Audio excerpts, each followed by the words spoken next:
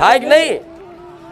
અને એ એવા જ ઘેર પેદા થાય કે જેના ઘેર એને ગયા જન્મનું કંઈક ઋણ બાકી હોય, એની સેવા કરવાનું લખ્યું હોય કે આના આ પરિવારના આ મા બાપની આ દીકરાને સેવા કરવી પડશે, કેમ કે ગયા જન્મને એમનું કંઈક ખાધું હોય, કંઈક ઋણ રહી ગયું હોય, તારે ભગવાન આવો સહયોગ બનાવો અને ઋણ મુક્ત કરવા માટે તમને ભગવાન એવા જ ઘરમાં જન્મ આલે અને એ જ પરિવારમાં નાખે. પણ ભગવાનની પ્રત્યક્ષ લીલા કૃપાદાયક જ હોય છે.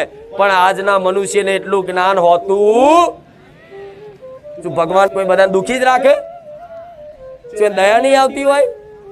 પણ ના, કર્મો તમારે ખરાબ કરવા છે અને ફળ ભોગવવાનું થાય એટલે ભગવાનનો દોષ કાઢવો છે. એટલે તો કહે છે કે આ જન્મમાં નહીં, જન્મો જન્મ સુધી ભોગવવા પડે આ કર્મો, આ પાપ, આ માંસ મટન ખાધેલું, આ જીવોની હત્યા કરેલી હજુ આવતા હોય ને મારા ધામમાં અને હજુ ખાવાનું ચાલુ રાખતા હોય ને તો વિશ્વાસ રાખીને કદાચ બંધ કરી લેજો. આ નહીં, જન્મો જન્મ સુધી કદાચ તમારા જો કદાચ સુખના અજવાળા ના ખોલી દો મારું નામ માતા નહીં.